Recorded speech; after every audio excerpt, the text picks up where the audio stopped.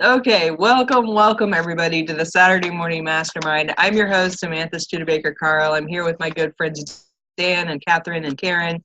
And today we're going to be talking about verse 67 of the Tao Te Ching and chapter 67 of Change Your Thoughts, Change Your Life, Living the Wisdom of the Tao by Wayne Dyer. And but before we get going, I want to just remind you as a viewer that you can join us in our Facebook group and have a conversation about this outside of these recordings.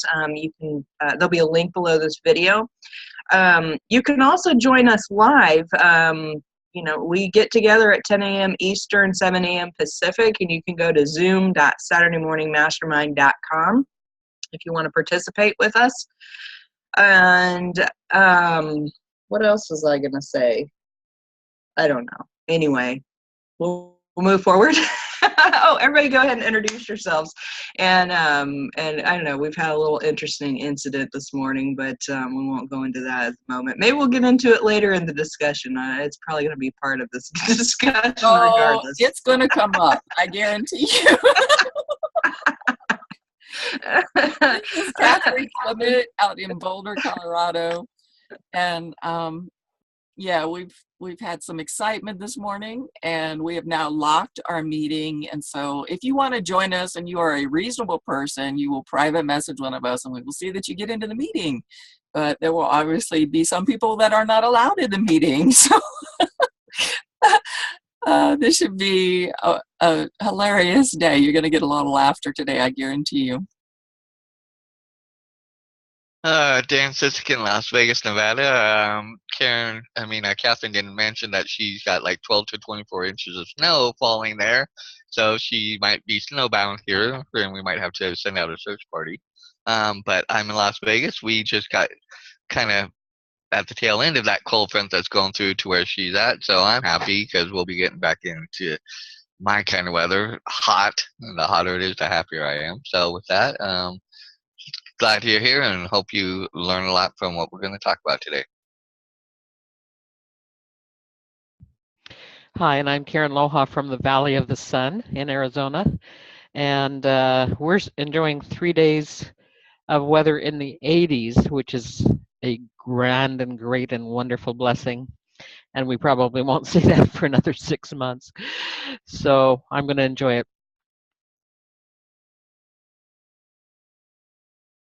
All righty. Thank you, guys. I'm glad to have you each on here. And okay, so we got to read the verse. So Dan, you want to read it again? Or for the first time? Yes. All the world talks about my Tao with such familiarity. What folly? The Tao is not something found at the marketplace or passed on from father to son. It is not something gained by knowing or lost by forgetting. If the Tao were like this, it would have been lost and forgotten long ago. I have 3 treasures, which I hold fast and watch closely. The first is mercy, the second is frugality, the third is humility. From mercy comes courage, from frugality comes generosity, from humility comes leadership. Now, if one were bold but had no mercy, if one were broad but were not frugal, if one went ahead without humility, one would die. Love vanquishes all attackers, and it is impregnable in defense.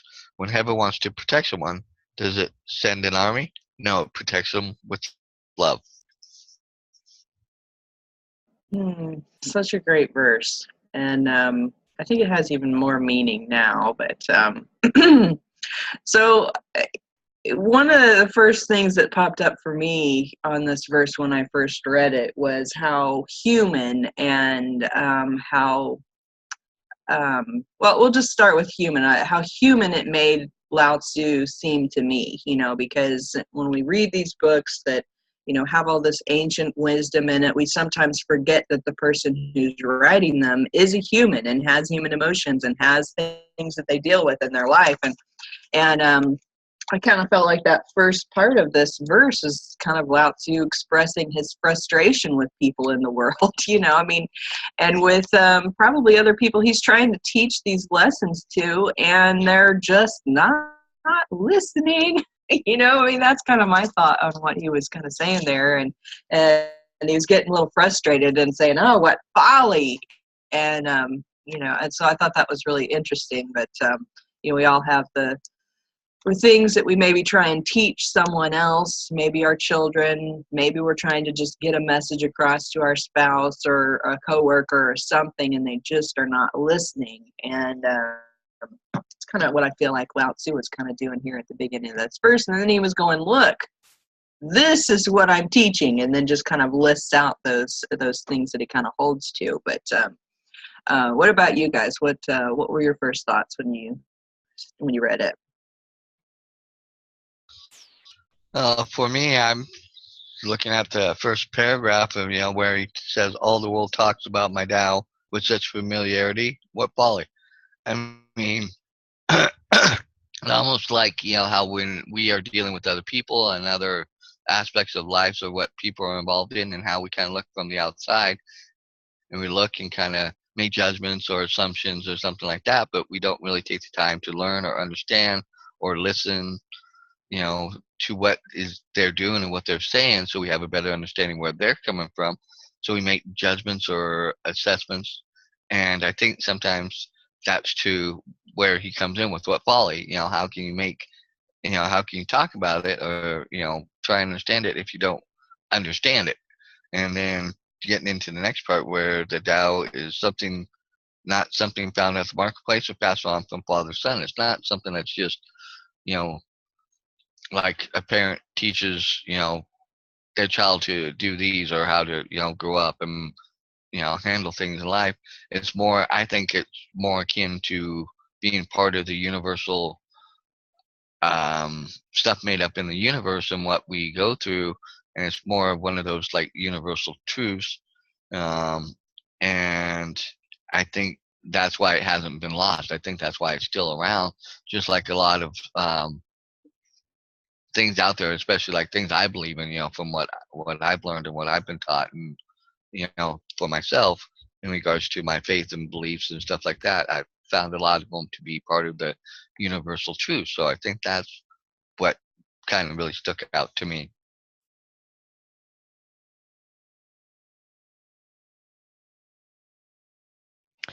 Samantha, I'd like to start out by thanking you that every week you put the week's verse on. You create a wonderful poster about it that I can go search out and find, since I don't have the book, rather than, there's so many interpretations, so many, that's not the only word, but I'm not going to try and figure out the other one, across the internet, and there's always good stuff. But if I don't have the exact verse that we're talking about that Wayne Dyer has chosen to center his book on, sometimes I'm just really off track. So I thank you for that. And as Dan was talking, I realized how much the internet influences, I think, all of us. And I think everyone tries to skip across a lot of things, a lot of subjects, a lot of areas of interest, probably every day through the internet. And you pick out, you kind of cherry pick. Well, this is interesting. Now I think I'll make a blog post about that. And if a person goes back to your source, they're going, huh?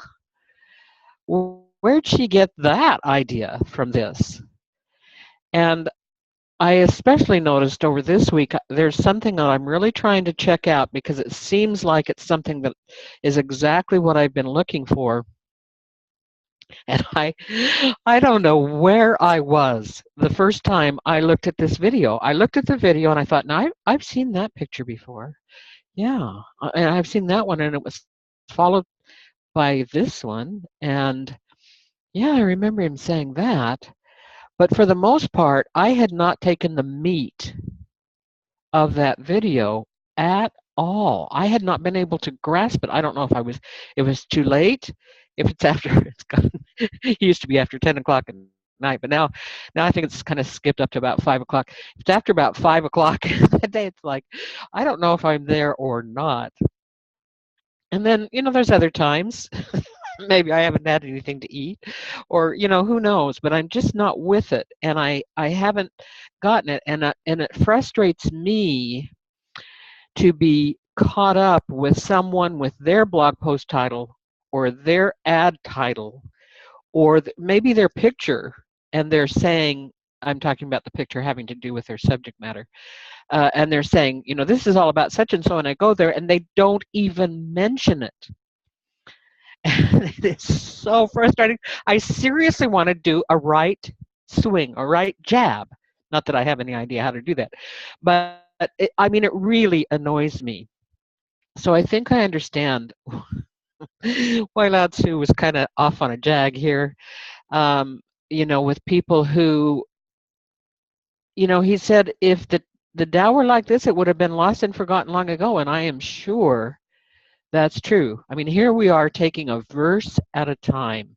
And I remember so many of these that we've talked about, how when you began, and at that time I wasn't on board, you thought we're going to have to do about 3 of these at a time. They're so short, and so when you try to get the meat out of something, it's a different matter than, to kind of glaze over something and say, well, I think I'll just make a post about humility today.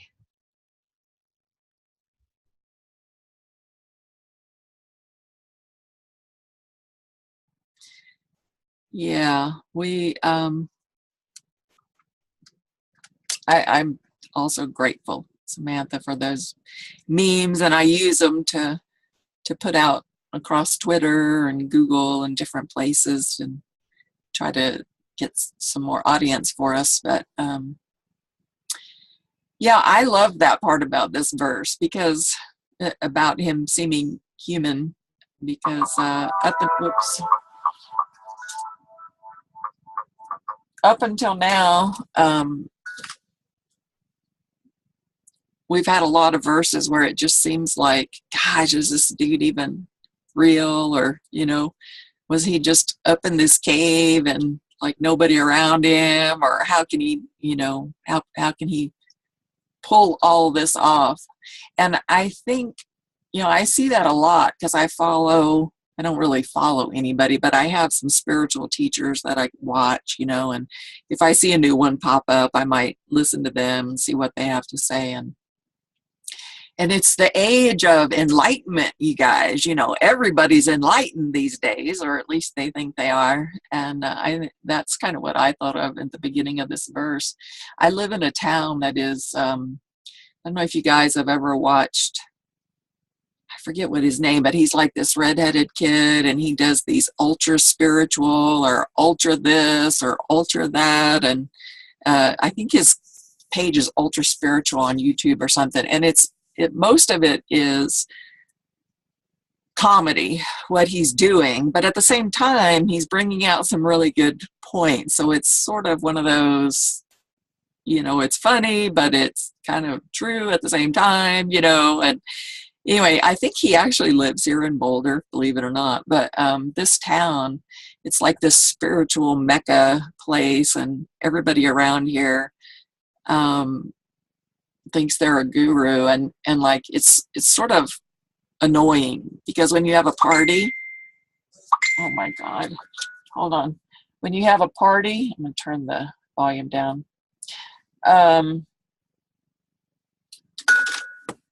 Everybody's just like trying to out guru the other one. Like they're all, talking about all of these amazing things that everybody else already knows, and they really don't want to hear it again, and then another one takes over and pretty much says, oh, but that's 10 years ago, now we're in this galaxy or what. I mean, it's just like, it's annoying conversation, really, a lot of times, and so ego-based, which is really the funny part about it, I guess. But I think that, in this verse, I love what he brought out. I love the 3 points that he brought out. I think mercy, what's it say? Mercy leads to, let me pull the verse up again, because my brain doesn't hold on to it. From mercy comes courage. That one really stuck out to me because, we don't really discuss what we do here necessarily as far as business wise and stuff, but just in a broad sense here, I have an international team and I'm working with people in some really impoverished areas, like super impoverished areas.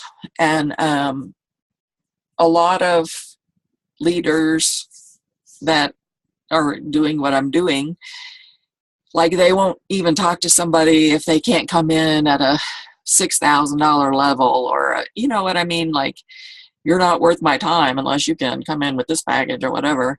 And what we do is so empowering for people, and especially for the super impoverished people. Like, it can literally change their life. And not that it couldn't change anybody's, but I mean, we're talking about places where water and electricity and all of that is an issue.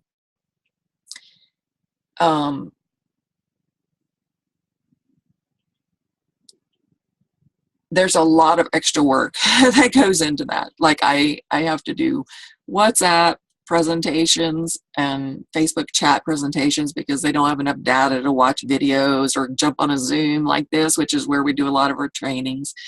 And so I have to type out everything, every training we do, everything that we do, I have to type it out and put it in a WhatsApp form or a Facebook chat where they can, because they don't have the data. It's a lot of staying up in the middle of the night because they're on a different time schedule.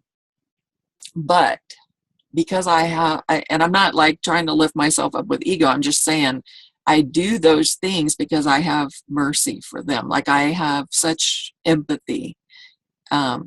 Most people have never tried to live without electricity and running water and things, and I do. Like, I haven't had a refrigerator in 3 years now, or indoor plumbing. So I understand the struggle of that.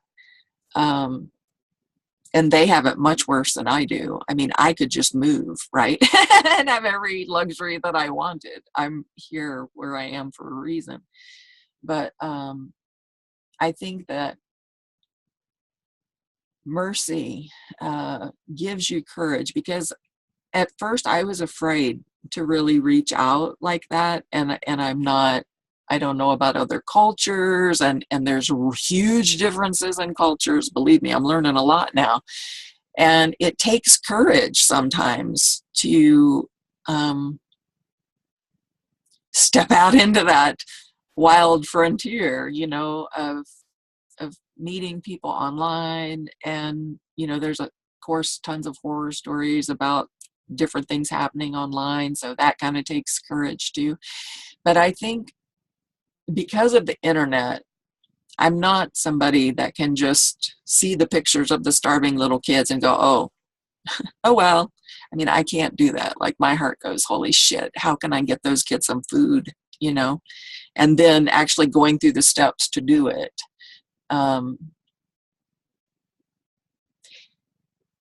Lao Tzu, thank God he had a reaction, because it makes me not feel so bad. I have reactions. Believe me, everybody here earlier just saw what kind of reactions I can have. I can lose my Zen in an instant if you threaten anything that I love or is near and dear to me. So thank God for Lao Tzu that he was able to keep better composure.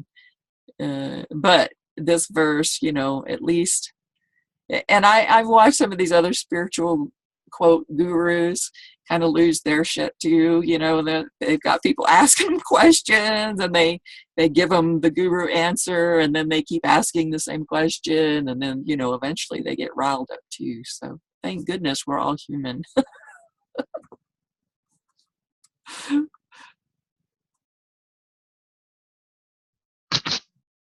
I think for me, after what you were talking about, and that courage is one area where I have areas I need to work on as far as parts of that.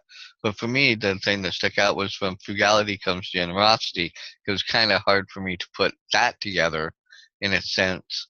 And then as I was reading over on the, in the chapter, and he talks about the second treasure is frugality, or what was referred to in other translations as economy, moderation, thrift, or simplicity. Now, frugality or moderation don't generally spring to mind when those at the pinnacle of achievement are described. However, according to Lutz, Laus, I can't say his name right now. Uh, so, being satisfied with less rather than more results in great generosity. So, be willing to take only what you need and don't accumulate or hoard. The less the less attached you are to your stuff, the easier it is to be generous and the more you cling to it.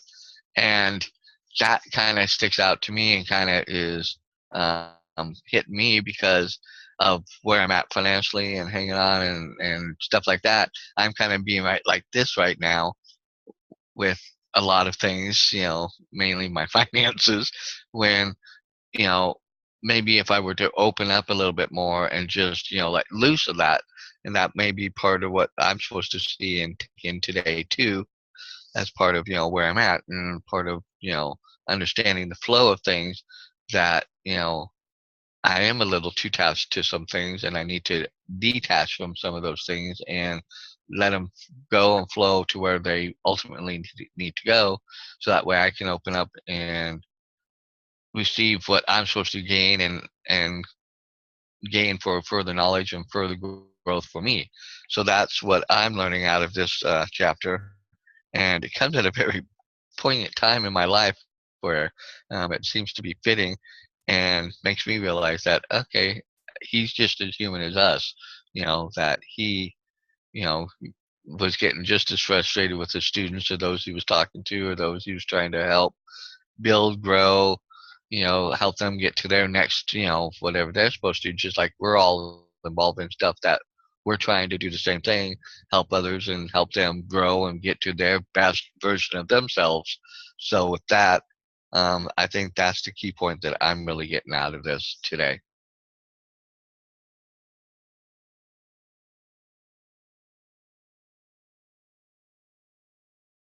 That's a good point, Dan. I like that you shared that part. I underlined that little section in the chapter as well as kind of a reminder for myself that, when I feel this kind of, attachment and less generosity, then I need to kind of look at that inside of myself and go, okay, what fear is it that I have? What issue do I need to work on to kind of release that and let go of that attachment to the things that, because for me, it's always a fear. There's always some kind of underlying fear, fear of not having enough, not being able to pay the bills, not, being able to put food on the table, not being able to provide for my kids or grandchildren, all these things. My kids are old enough to take care of themselves, and I'm still sitting here going, gosh, if I don't do what I need to do, then somehow I'm going to be responsible for whether or not they turn out okay in life.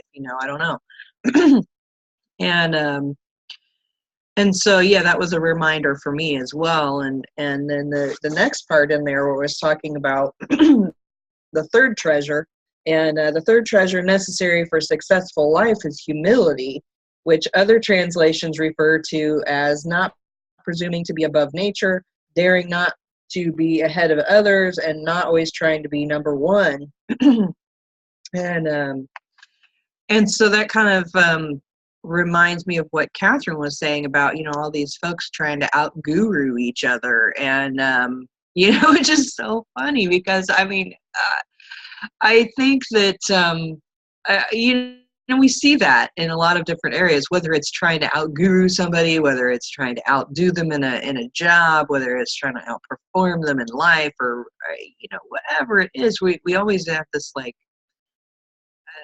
need to be better than the guy next to us, and but I love that here we can come here and we can share our thoughts and our insights without this worry that the other person is going to be like, no, you're wrong, I'm the one that knows the truth, I'm the whatever, versus us sitting here discussing these things and being like, this is what I thought, and then somebody else going, well, this is what I thought, and then we both learn from each other. It's that difference, that humility part of it, where when you have that little bit of humility, you can you can learn more from the other person, and we can be open to growing ourselves. And because if all we were doing was sitting here trying to be the one who knows everything, we wouldn't even catch half of what Lao Tzu tells us in these verses, or what Wayne tells us in these chapters.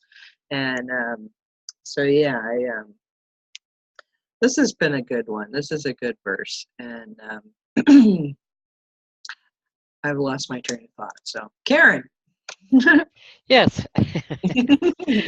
Actually, I've been looking at this as we've been talking. I'm not even sure where to start. When Catherine talked about, she took a moment and got back to her verse and found, from mercy comes courage. I have to say, here I am zinging along reading this and just kind of thinking, okay, and then, huh? From mercy comes courage? What? What is he talking about? And I thought she gave excellent examples. And part of what made me think about the courage, there's so often news stories about people on the street falling down, maybe having a heart attack, maybe being kicked by someone, and holding their leg, and just the crowd just walks on by or steps on over. And I'm from the West, and I'm from a state that has long had the least population and had a lot of square area, and just I haven't been around that many people, is what I'm saying. I have been to New York, and I have been to the East Coast, but I haven't been in a lot of those crowds, where you could step over a person and not somebody take a picture of you and go put you on the news and say, well, she stepped over. But I have been in the path of life where I have been aware that people have needed, they've needed something. Maybe it's just an arm around their shoulder. Maybe it's just a wipe away of a tear. But to do that sometimes does take courage. A lot of it depends on the crowd that you're in. And so my eyes kept going back to that first line and the word familiarity in there. Because I think when we take familiarity with things, that very often it's our ego saying, I don't need any more. I already know. I already have this down pat. I've covered this. I've got my stars. I'm going to go to heaven anyway. So,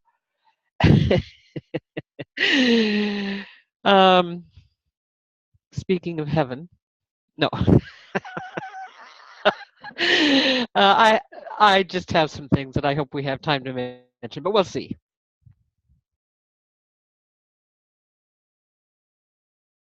I liked how you brought that out about with the familiarity, because I think you hit it, right on the head, that we all do tend to get that way, that we get comfortable in our skin and where we're at, and what we think we know or understand, that, oh, kind of like, I got this, pat ourselves and things like that, when really we don't really understand anything, to to a point, because there's so much still to learn and grow and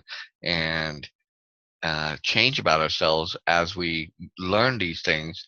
But going back to that old ego, the ego really kicks in and really does a number on us sometimes, that it takes something like this to kind of, oh wow, yeah, okay, I do kind of do that, or I am trying to make myself out to be this when I'm really not, or things like that, going back into a lot of what Catherine was talking about, you know and that's one thing I don't want to be, is I don't want to be a guru that knows everything. I want to be me, who has heart and who is out helping and really genuinely helping people and understanding where they're coming from, to help them get to where they want to be, whatever their dreams and goals in life are.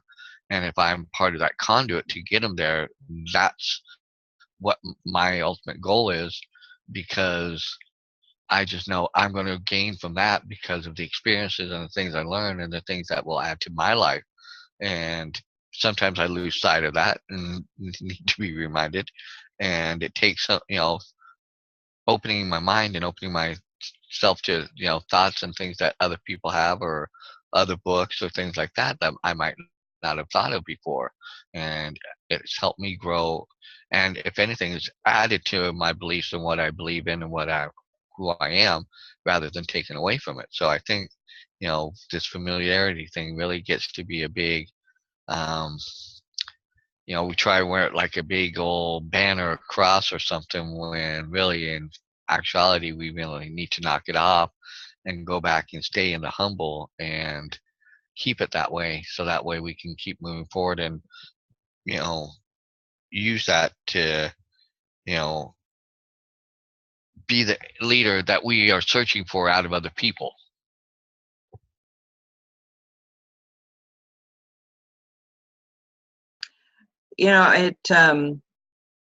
That reminds me of how sometimes I read these verses and I'm like, shh, he just told us that in the last verse, I mean, it seems like there's these familiar messages throughout this whole Tao Te Ching. There's 83 verses in here. We're on 67.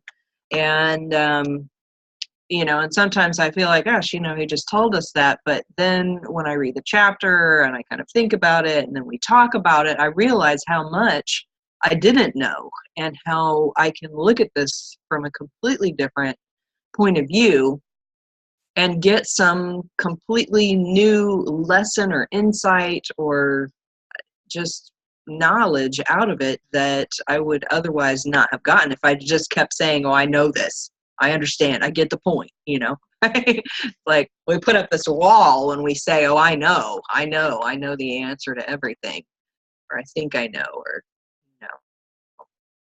But it seems like there's a part in there that talks about,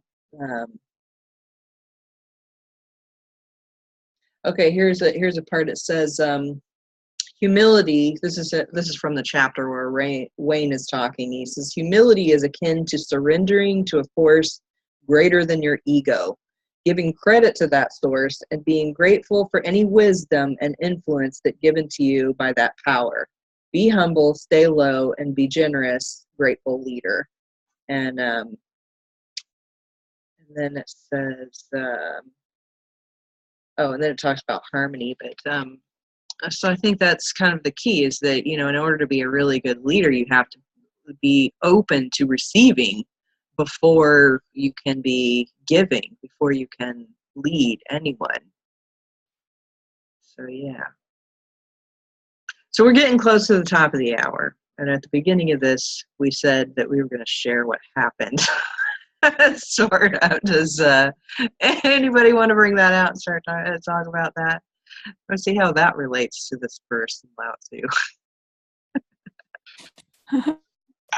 I'll kind of preface it a little. We did have somebody join the Zoom and proceeded to put pictures and things that were not of the most desirable for something of this nature, which we ultimately had to take steps and throw them out and get them off the Zoom so we could continue on with this and stuff like that.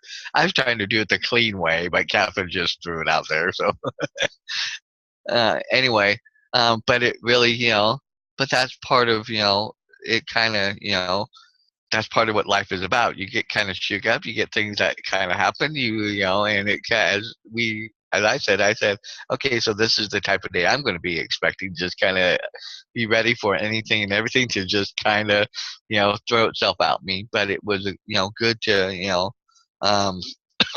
show that, sometimes you have to really work through some of these things. We had to work with a little bit of humility and, mercy here, because it could have gotten really different or gone about and happened different way, So on that, I think, just learning to just go with the flow and just not let it detract you from what you're going, where you're headed, or what you're wanting to do, or what your purpose is at that point in time. And just, kind of, okay, move on and don't dwell on it either. Just kind of move on and, go forth. And that just happened. Okay, fine, done and over. Move forward. But I don't know, somebody else might have a different take on it. Well, thankfully, we are in control of what gets recorded here and what gets erased and all sorts of things. So it didn't have the impact, I think, that it was meant to have, other than we had a hilarious laugh for about 10 minutes before we could gain our composure and come back online. So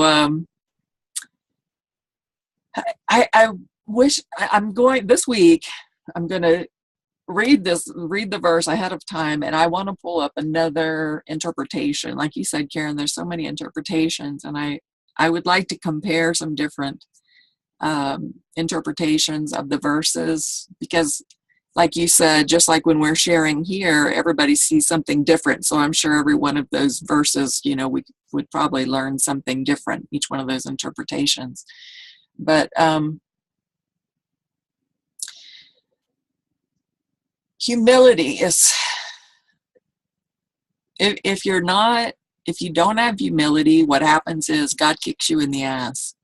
That's what happens. I've seen it happen to me. I've seen it happen to other people. And, it doesn't mean you have to, having humility doesn't mean that you're, just letting people walk all over you or, anything like that. But another area of work that I do, which is energy work, energy healing, there's a lot of healers in the world. Now, I believe that every one of us have the ability to learn how to harness energy that comes from God. This is where the humility comes in. That comes from God. You can learn to harness that energy to assist the healing process, if it's meant to be. Now, as somebody who's been doing healing work my whole life, pretty much, I can tell you that it has absolutely nothing to do with the person, the healer like me. It has nothing to do with me, because, I can go through the same actions with 2 or 3 different people and have completely different results, because it's not up to me what they heal from and what they don't heal from. And there's a lot of healers out there that get huge egos, like they are healing people and, they're so miraculous and all this. Now, I have witnessed miracles through my hands and through other people's hands, but it comes from God. And that humility, if people don't have humility, like, things just won't happen. Like you just, like I said before, to get to the point, God will just kick you in the butt, because you can't put yourself over another human. And I think that's why I have such a difficult time seeing people who are really struggling, because I'm no better than them. Why do I have a roof and, I can eat 3 times today if I want to? It might not be, well, I don't eat steak, but it might not be an extravagant meal, but I mean, I'm not going to go hungry today. And a lot of people are. And they are God too. Everybody's God. The guy that was throwing porn up on our thing today is actually God. God that pissed me off, but it's still God. So,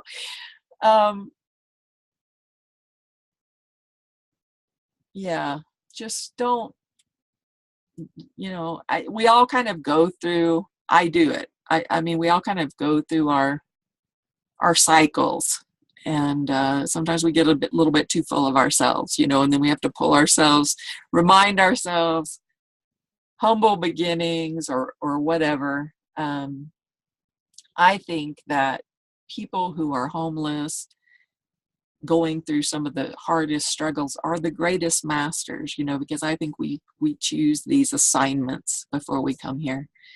And wow, that they chose. I mean, I've been homeless, but I always somehow put something over my head. It might be a tent, might be a gypsy wagon, might be a shed, might be whatever, but I'm not just out sleeping on the streets, and I think they are there to remind us to be humble and to have mercy. And yesterday I was coming through checking out at the grocery, and the woman asked me as I was checking out, would you like to donate to such and such homeless something? And I was like, no, I usually give it to the person on the corner. And then she went into this, lecture on me about how I shouldn't give cash to people on the street because they just use it for drugs and this and that and the other. And that's true, like a lot of people do, but there's also people out there, even the people who are addicted to the drugs, that's a horrible condition to be in, you guys. Being addicted, I mean, I've never really been truly addicted, but my son was addicted, and I know what it was like trying to help him. And I know lots of other people, everybody's addicted to something. But you don't want to feed their drug habit, but drug addicts need to eat too, you guys. I mean, they just do.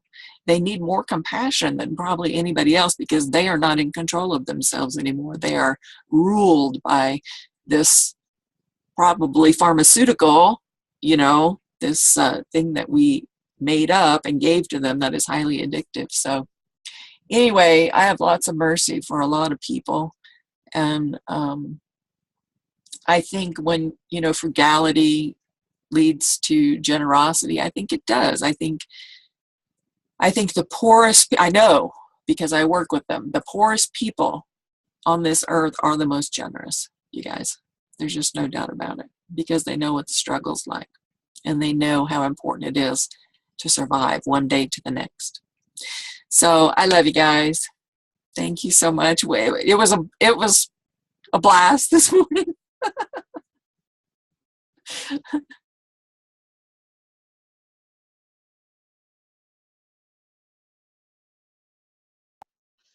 Any thoughts, Karen, before we wrap up? Well, I know you can cut off my question and everything else, but which is fine. It's 8:03, so I'm concerned about you needing to leave for work, but I would like to share a story that's been on the top of my mind if we can do that. I woke this morning to I felt I realized I'd gotten up on one elbow and I was pushing off, my light cover, and I thought, wait. I want to hang on to this thread from this dream. And I thought, what could be so cool that I really wanted to hang on to that? And speaking of heaven, my mother had come visiting, which I really think is from the head of a pin right next to me as opposed to anywhere upstairs. But we were looking at this scene, and for two Wyomingites, I mean, she was born in Wyoming too, and she hardly ever left, to see a scene like this one, which had a bunch of buildings in it, a bunch of people who lived in these places, lots of people everywhere. And I don't know if we were teleporting, what we were doing, but we were up a little bit. And she said, look down there, there's a Harley Davidson. And I'm thinking, my mother knows a Harley Davidson? I wonder if she even knows that there are other kinds of motorcycles. And so then she says, I think you ought to, at some point in your life, think about getting yourself a Harley Davidson. Well, I've thought about that many times in my life. Of course, a Gold Wing now would probably be more suitable, but I'm laughing. I'm just laughing, thinking, where on earth did this come from? This is the strangest thing I've ever had. And I thought about the times that I've listened to Abraham Hicks. For those of you who are acquainted with that, if you're not, you can look it up, Abraham Hicks. There was a period of time when there was a lot of talk about waking up and being on your high-flying disc, which basically meant you're waking up positive thinking. and how quickly you fall off of your disc. And I'd already had a couple of things happen, like my toothbrush fell on the floor way too close to the toilet, and I'm snuffing around about that. But I get on this call, and then we have sites, at 7 o'clock in the morning when we're looking at a group of people that we've just said hello to. It's a little wild. I thought, well, good thing I have learned through my life to get pretty quickly back on my high flying disc as much as I do, which is not 100%. But I thought that I'd share that with you, because if you can find that funny, or you can find something else that's happened in your life in the day that's funny, just chuckle on.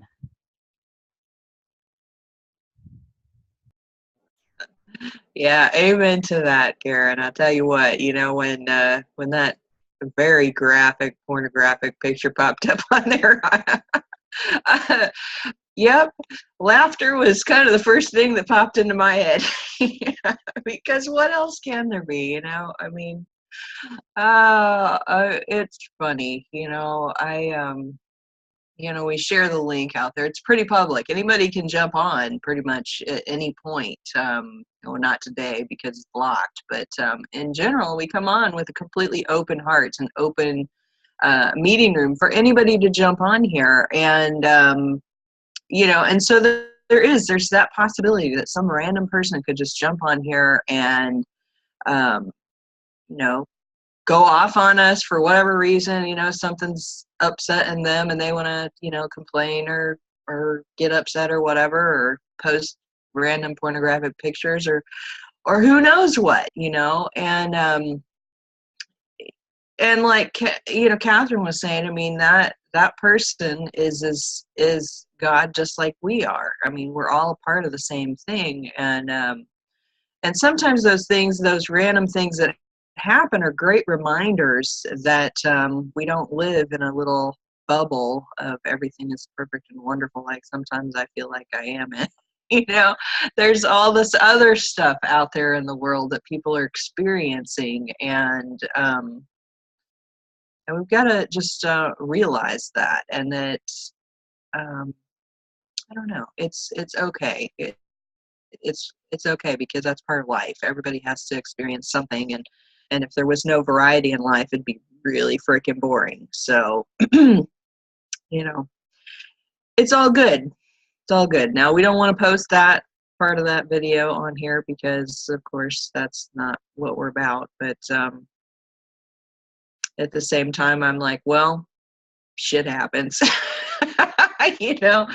So, guys, that's all we've got for you for today. I hope you have an awesome, amazing weekend. And next week, we'll be talking about verse 68 of the Tao Te Ching. We hope to see you on here without any pornographic graphic pictures. And, and I guess we're just going to have a little bit of courage to open up our discussion again to be public, because that was a little bit of a shocker this morning. And, but shoot, we've been doing this now for 4 years, more, something like that, a long time. And that was the first time anything crazy like that happened. So I think we're doing pretty good. But that is kind of an indicator in my thought that more people are seeing what we're doing, and they're, even if they aren't on board with the conversation, that it is being seen, and it's probably going to be seen by people that are benefiting from it. And but that's what happens. You start getting out there a little bit, and you have some of the more interesting characters pop out of the woodwork. So, okay, guys, that's it for today. Have a great weekend, and we'll see you next week on the Saturday morning map. That's what stepping out in courage does for us. There we go. Yeah, the screen share lock will be on next week, so don't even bother. Okay, good. I'm glad to know that we can just lock that part. So as long as they aren't trying to flash us with their own anatomy, then we should be good. But then we can just mute their camera, or their audio, whichever. Okay. Or start the recording over. Or start over. Love you guys. Love you. Bye-bye. Love you all.